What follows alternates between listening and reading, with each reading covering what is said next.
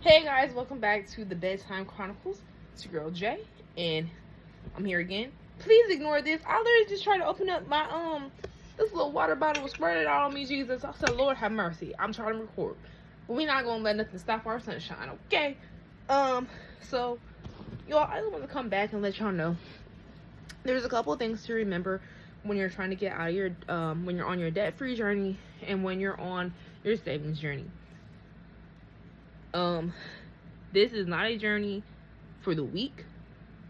This is not the journey for the highly social. This is not the journey for the I just paid off tomorrow. This is not the journey for I can't just have $500 in my bank account and pay the rest off in debt. This is not I can't just have my $1,000 emergency fund and pay the rest into debt. This is for the people who are a little bit more dedicated, maybe a little bit more researched, who are really ready to make that life decision. It's hard. I am not going to lie and try to tell y'all it's anything but difficult. It's hard. And we're trying to explain to people what is happening, or you don't even have to necessarily explain anything to anybody because it's really not nobody's business but your own. Ooh, I said it. But but I do recommend that you really try to assist. Like, there's going to be some things where you're going to have to miss. You're not going to make every birthday party. You're not going to make every baby shower. You're not going to be able to give a gift every time. There's ways, though, that you are more than welcome to assist. Like, I know I am quick to tell somebody I'm not giving you a gift. It's not because of them. It's because I'm me. And usually people are okay with it, but I'm like, just because I can't do a gift, that doesn't mean I can't come help set up. That doesn't mean I can't help stay back and clean. That doesn't mean I can't do whatever you need me done doing the thing. You are able to assist people in ways that is free and like probably priceless for that person. There's ways where you're able to, like, I've been telling people plenty of times, like, I can't make the trip, but I can come out and get drinks. Like, and they're like, well, you can afford it. Yeah, because $20-$40 at the bar versus $300-$400 on the trip.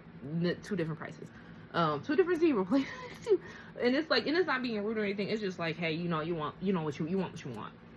And you have to be able to be adjustable. And like, if you have real friends who are very helpful and understanding and at the same mental level as you, there shouldn't be an issue. I will say this as well. You don't have to drag your friends into this either. Just because you're doing something does not mean that you should have your friends. You should not be giving your friends financial advice unless they ask for it. Don't lose no friendships because you're trying to do something, okay? But that's just my recommendation. Also, I think another thing is this too. When you're trying to go through your journey, you're going to learn a different level of dedication about yourself, and you're going to learn that you're more determined than what you are if you really try to stick through the journey. I know people who started, that including myself, started off trying to save off debt, realized I couldn't do it, rent back, kept falling into the cycle, fell into the cycle. I fell into the cycle so much to the point where I'm like, dang, like, how do I get out of it? You gotta learn how to break your own cycle. Like, some people, like, for me, shopping was my problem. Baby, you couldn't catch me on a day where I wasn't going to 2-3 malls. 5 malls in a day. I was going to Columbus just to go down there and just shop. Okay, but me just going 2-3 hours, 4 hours, I didn't spend all that money on gas, and I gotta go to a whole new tank of gas just because I was trying to be outside, and I'm not even gonna wear the clothes. Stuff like that. So you have to, like, figure out what type of level of discipline you want to be a part of. You're gonna figure that out. You're gonna have to figure out stuff too. Like I said, like, gas is something where a lot of people don't take into accountability.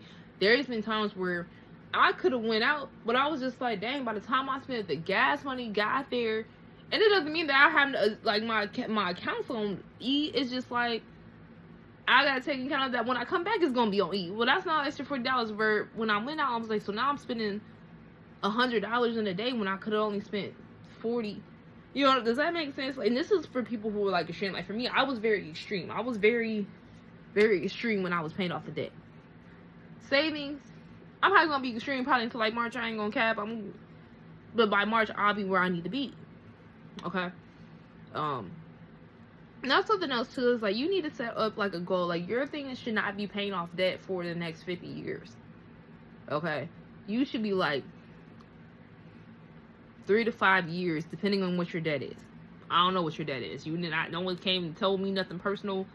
I probably don't want to know what it is because that is personal. If you want, I'll make a video, but I don't know.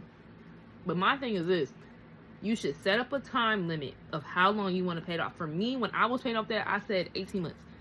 I really did it at a little bit less than a year, but I'm just gonna say 18 months just because like I really don't remember the exact, like, it was like September to like November. I had everything paid off within that little year span.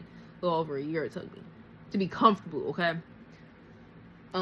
So with that being said, give yourself a time limit. Like, no one wants to be in the house all the time. Like, I think there's like the famous thing is like, if you can sit down for 90 days, or if you can sit down for, like, imagine what you can do in a year if you sit down and you really put forth effort. That's important. You know, if you can sit it down, like for me, I haven't sit it down. I'm over here learning stuff about my house I didn't even know. I've never been in my house this long. I haven't been, like, matter of fact, I got COVID for 10 days. That was the longest I ever sat in this house since I bought it. Because I had COVID and I couldn't go nowhere. Since I've been, this is the second longest time I've sat in my house. I think I'm sat in my house and I haven't been out in the last, what's today? The 18 days, whatever day this is. I've been here since January 1st.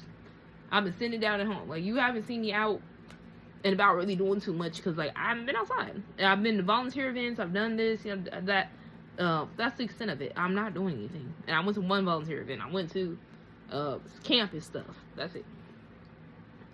Know what you're willing to do. Some people can't sit inside. Like, I'm not gonna lie, it's driving me crazy looking at these gray walls. I'm tired of looking at gray walls. I'm thinking about paying my house for no reason just because I'm sitting here, but I'm not gonna do it because I really like the color. But, like, I'm just sitting here so much. I'm tired of looking at it. Totally fine. And you're gonna experience that. You're gonna be like, dang, like, I don't watch TV, so, like, I don't watch Netflix. I watch the games every so often. So, like, find a hobby to do within your house. I think I'm gonna start doing puzzles just because, like, why not? I got homework to do too now, so that's great. But, like, I'm probably gonna start doing puzzles as a hobby. Like, one hobby that's cheap. Puzzles is cheap. I can afford that. Something else too is just, like I said, like, your friends. I would notify your close friends and let them know, like, if you can't make a trip, whatever. Like, you know what I'm saying? Like, know you feel the love for me. I just can't make it because financially it would hurt me right now. I've done that last year. I was sick. I missed the trip. Sick, boy. I was in there. I was like, you put me in the hospital sick, okay? I was mad. I wanted to go to my friend's, I want to go out of town for my friend's birthday. I could not make it. My other friends, you don't come see me.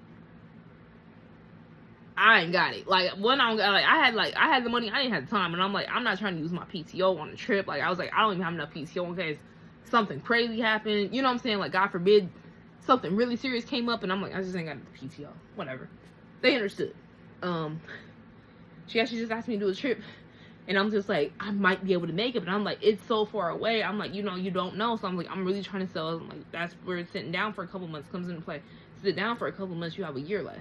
You know what I'm saying? Last thing I'm gonna say, get your partner on board. If you're single, that's great, because now you don't have to worry about trying to get nobody else on board. If you're in a relationship, friendship, if you're, like, in a situation, if you're just sailing, okay, talk to your significant, get on the same page about your finances. What you don't want to do is be like, oh, well, I'm doing this, and then your partner is not on the same page as you. So now y'all on two different pages, y'all in the same book, or y'all trying to be in the same book, and, like, you have to get on the same page. It is difficult because someone's understanding of something versus your understanding of the same exact thing may be different, and that's okay. But you guys gotta figure out a way to get together so you can get yourself together. Also know this is a very harsh journey. Like, people, that's gonna be in the next video. But that's it. So, hope y'all got something out of this. Bye. Y'all have a good day.